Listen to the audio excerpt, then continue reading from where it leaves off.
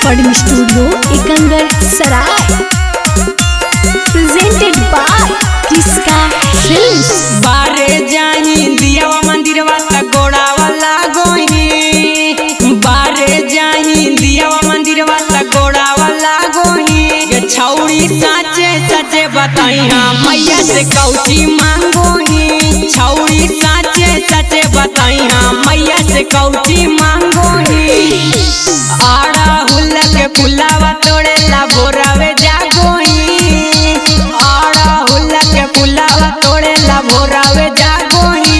ये छौड़ी साचे सचे बताई हाँ मैया से कौची मांगोही, छौड़ी साचे सचे बताई हाँ मैया से कौची मांगोही। मैया से कौची मांगोही, डीजे अंदर राज मैया से कौची मांगोही।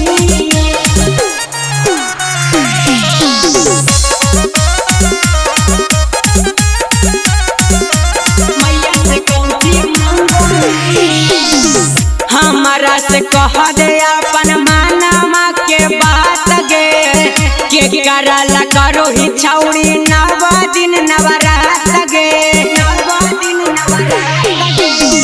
हमारा से कह दे अपन मानमा के बात गे, के करला करो ही छौड़ी नव दिन नवरात गे।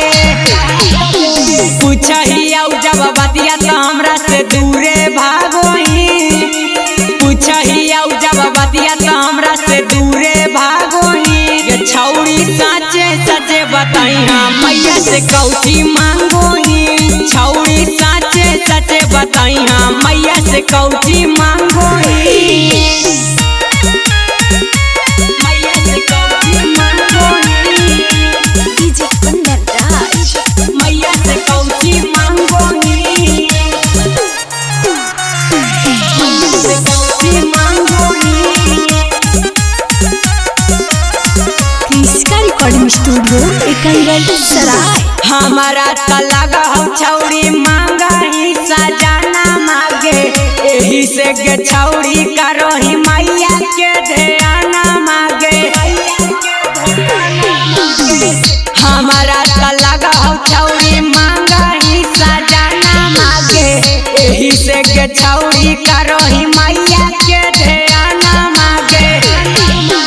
आर्यन राजा के गाना छौड़ी रोजे बजाबोही, आर्यन राजा के गाना छौड़ी रोजे बजाबोही। ये छौड़ी साचे सचे बताई हाँ मैया से कौची मांगोही, छौड़ी साचे सचे बताई हाँ मैया से कौची मांगोही। किसका रिकॉर्डिंग स्टूडियो एकंगर सराय।